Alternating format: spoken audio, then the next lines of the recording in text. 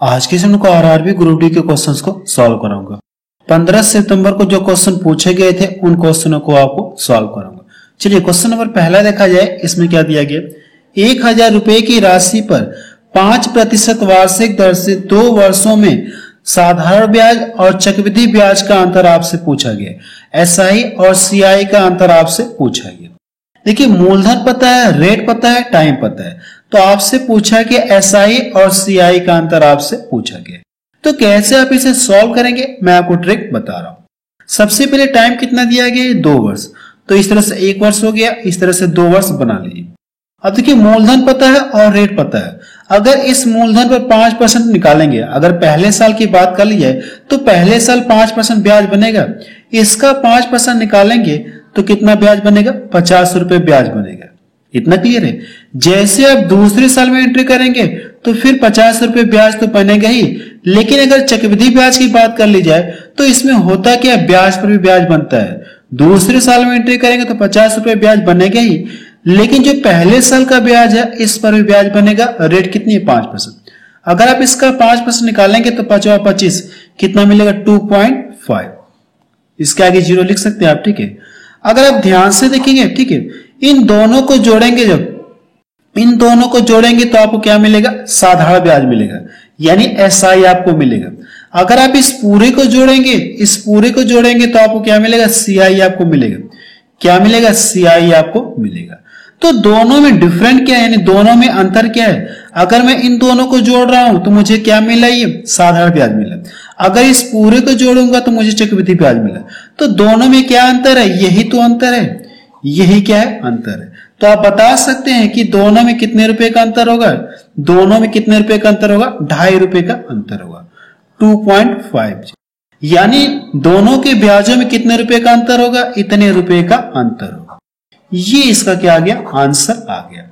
चलिए अगला क्वेश्चन देखा जाए। क्या क्वेश्चन एग्जाम में पूछा गया था। क्वेश्चन नंबर 3 देखा जाए। इसमें क्या दिया गया है, 450, 1500, 1850 का एचसीएफ आपसे पूछा गया, ठीक है।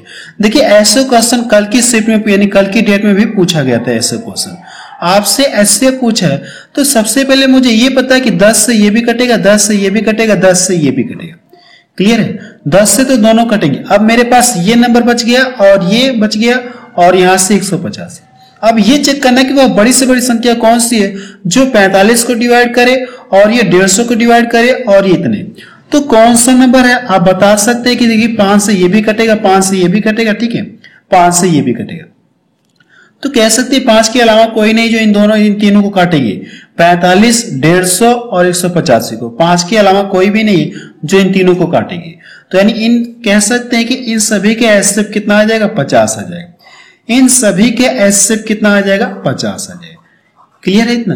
50 से ये भी कटेगा, 50 से ये भी कटेगा, 50 से ये भी कटेगा। तीनों का आंसर कितना यानी एचसीएफ कितना आ गया, 50 आ गया। चलिए अगला क्वेश्चन देखा जाए। क्वेश्चन नंबर 5 देखा जाए। इसमें क्या दिया गया है, ए किसी काम को 48 दिन में, बी 24 दिन में, सी 12 दिन में करते हैं, ठीक है, करते हैं, तो तीनों मिलकर उस काम को कितने दिन में करेंगे। देखिए सबसे पहले हम लोग डायरेक्टली यहाँ पे सॉल्व करते हैं, ठीक है। यहाँ पे हम लोग लिख नहीं रहे, हम लोग डायरेक्ट सॉल्व करें। इन तीनों का एलसीएम लेना। जब इन तीनों का एलसीएम लेंगे तो इन तीनों का एलसीएम कितना आ जाएगा, 48। एलसीएम लेने के बाद इससे डिवाइड करेंगे तो 48 से कम 48 हो गया, यानी इससे डिवाइड करेंगे तो 2 बार में कटेगा और इससे डिवाइड करेंगे 12 चौको 48।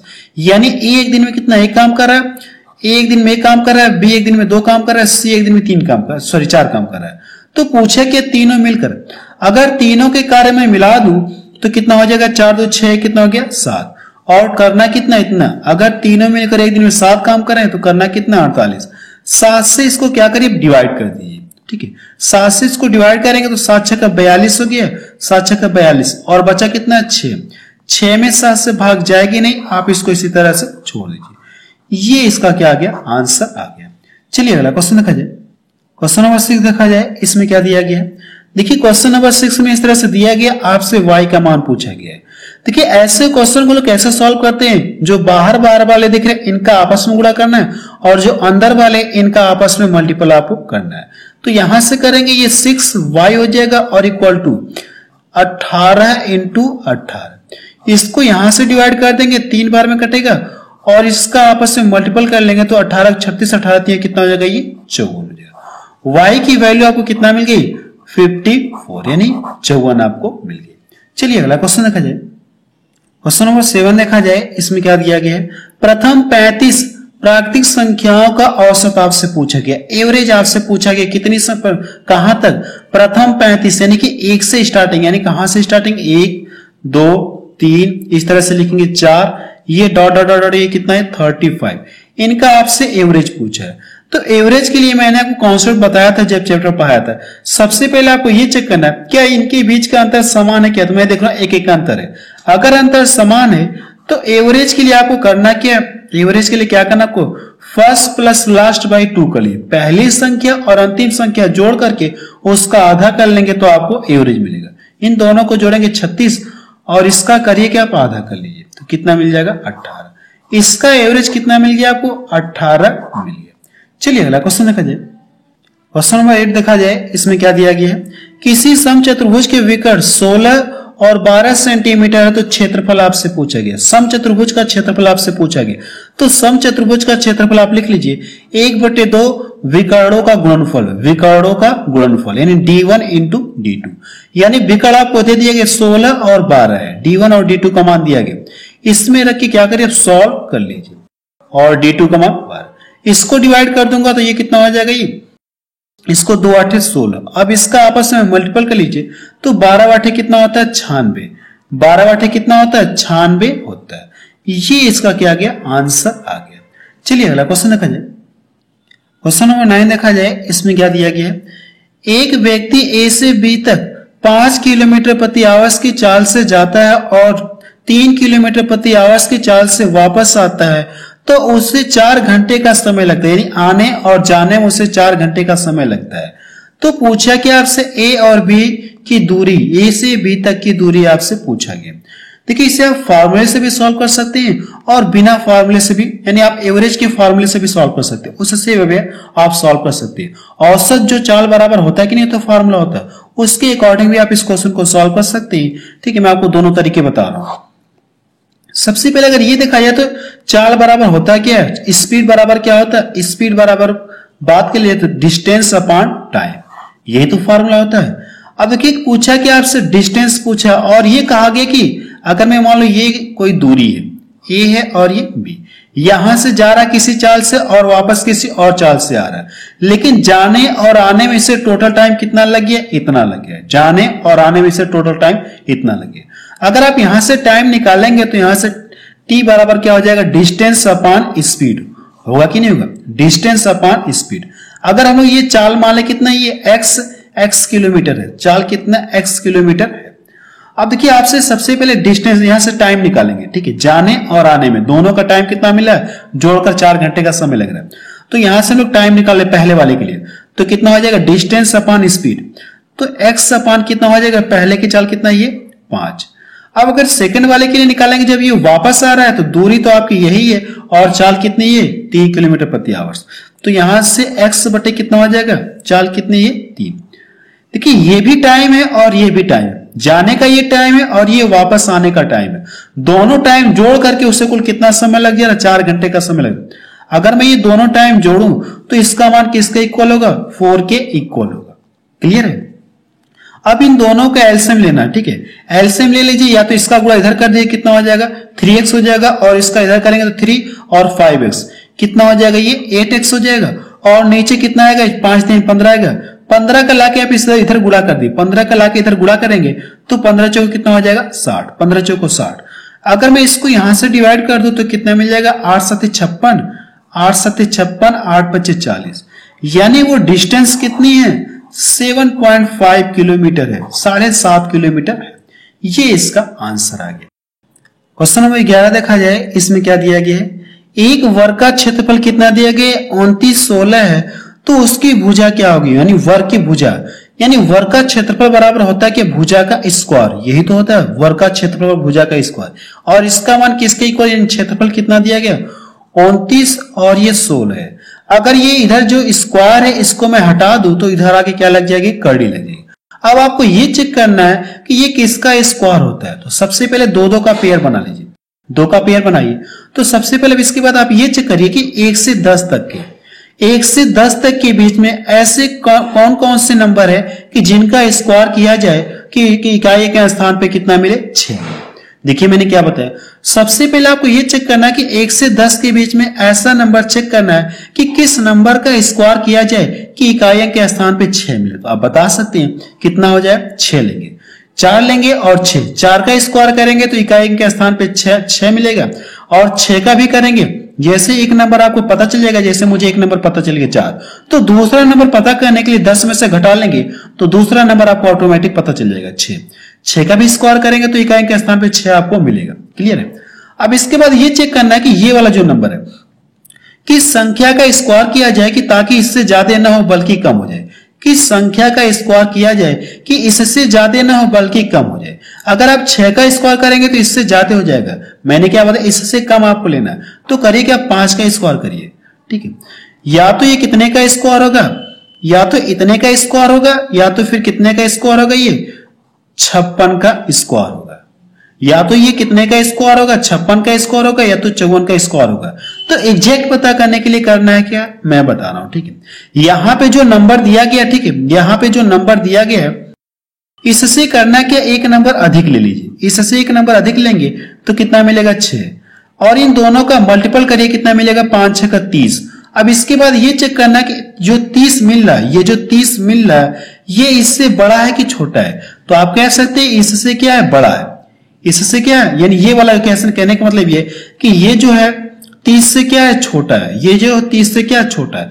अगर छोटा है तो छोटे वाले का ये स्क्वायर होगा। कितने का स्क्वायर होगा, 54 का स्क्वायर होगा। जैसे अगर मान लो यहाँ पे बड़ा रहता है, अगर ये 30 से बड़ा रहता है तो ये बड़े वाले का स्क्वायर होता है, लेकिन छोटा है 30 से तो छोटे वाले का स्क्वायर होगा। देखिए मैंने क्या बताया, एक बार आपको फिर से बता देना चाहता हूं क्लियर। ठीक है, मैंने इसमें आपको यही बताया कि ये 29 है और ये 16 है। सबसे पहले आपको 2 का पेयर बनाना है, स्क्वायर की बात है 2 का पेयर बन ले कि संख्या का स्क्वायर किया जाए कि इकाई के स्थान पे 6 मिले। तो कह सकते हैं 4 हो जाएगा, और दूसरा नंबर कितना है, 6। अब इसके बाद इसको देखना है कि संख्या का स्क्वायर किया जाए कि इससे ज्यादा ना हो बल्कि कम हो जाए।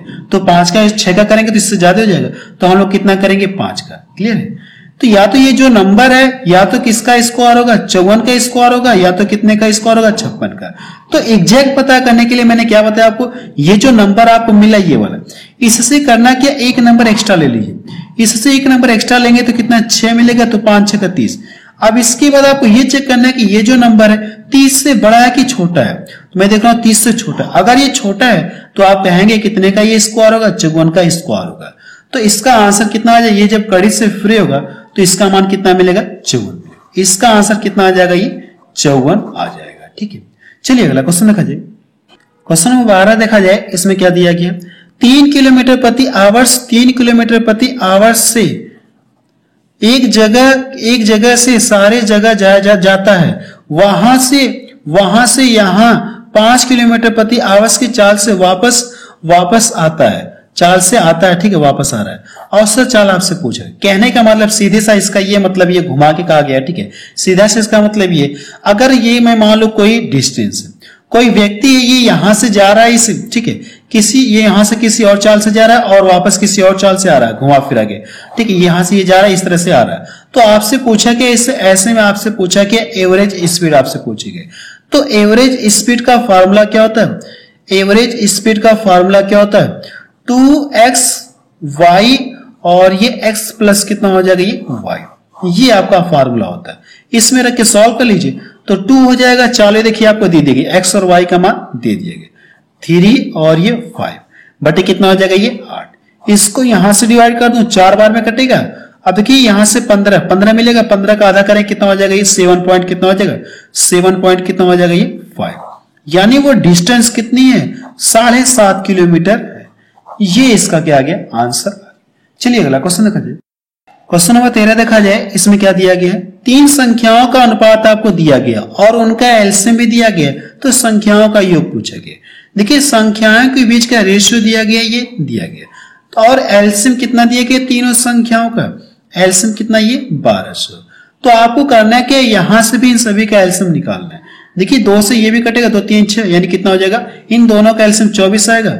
24 आएगा इन दोनों का, और 24 और 5 का एलसीएम निकालना, तो कितना आ जाएगा 120। यानी इन तीनों का जब आप एलसीएम निकालेंगे तो कितना आ जाएगा 120। इस एलसीएम से इस एलसीएम में करना क्या, आपको डिवाइड करना। जब इन तीनों का एलसीएम निकालेंगे तो 120 आएगा।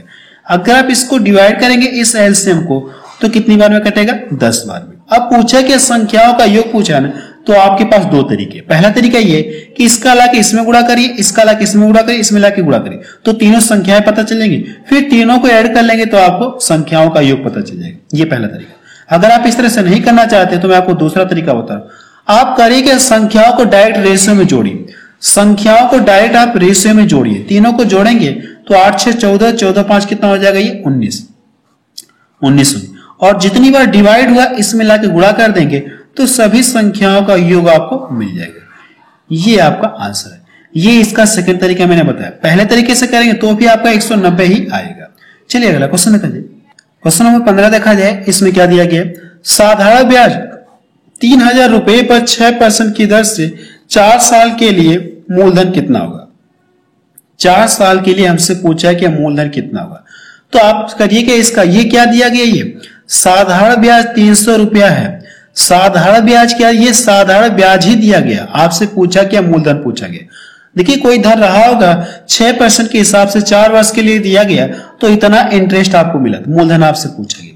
देखिए करने के अगर देखेंगे तो इस तरह से इंटरेस्ट कितना बना, 4 सालों में कितने इंटरेस्ट बनेगा, 4 6 24।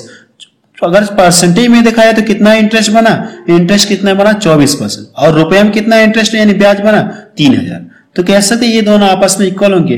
तो आपको करना क्या है, 3000 में करिए कि 24 से डिवाइड कर दीजिए, 24 से डिवाइड कर दीजिए और 100 से करें क्या, गुणा करें। 100 से क्यों गुणा करें, क्योंकि वो जो भी धन रहा होगा वो अपने आप में 100% रहा होगा, इसलिए हम क्या करें 100 से गुणा करें। 24 से इसमें भाग देंगे तो 1% का मान पता चलेगा, तो जो भी मूलधन रहा होगा वो अपने आप में 100% रहा होगा, तो 100 से गुणा कर लेंगे, 100 से गुणा करेंगे तो मूलधन आपको पता चल जाएगा। अब इसका कैलकुलेशन कर लीजिए। अगर आप इसका जब कैलकुलेशन करेंगे तो यहां से देखिए इसको डिवाइड कर दूंगा, 6 5 कितना हो गया 30, क्लियर है। और इसको यहां से डिवाइड कर दो तो ये कितनी बार में कटेगा, 25 बार में, और इन दोनों का आपस में मल्टीपल कर लीजिए तो 25 5 कितना होता है 125, और ये डबल 0। ये इसका क्या आ गया, आंसर आ गया। चलिए अगला क्वेश्चन देखा जाए। क्वेश्चन नंबर 17 देखा जाए। इसमें क्या दिया गया, एक घन की भुजा 8 सेंटीमीटर है तो घन का संपूर्ण पृष्ठ का क्षेत्रफल आपसे पूछा गया। तो घन का संपूर्ण पृष्ठ का क्षेत्रफल बराबर होता है क्या, आप लिख लीजिए घन का संपूर्ण पृष्ठ का क्षेत्रफल यानी एरिया। तो घन का संपूर्ण पृष्ठ का क्षेत्रफल बराबर क्या होता है, 6 भुजा का स्क्वायर होता है। अब देखिए मुझे भुजा का मान दिया गया है तो यहां से कितना हो जाएगा 6 गया। अगर आप यहां से 8 रखेंगे तो 8 का स्क्वायर कितना होता है 64, यानी 8 कितना हो जाएगा 64। अब इसका गुणा करेंगे तो कितना हो जाएगा, 6 चौको 24 हो गया और 6 6 के 36, 36 दो कितना हो जाएगा 38। ये इसका क्या आ गया, आंसर आ गया। घन का संपूर्ण पृष्ठ का क्षेत्रफल कितना मिल गया आपको, इतने सेंटीमीटर स्क्वायर। ये इसका आंसर है।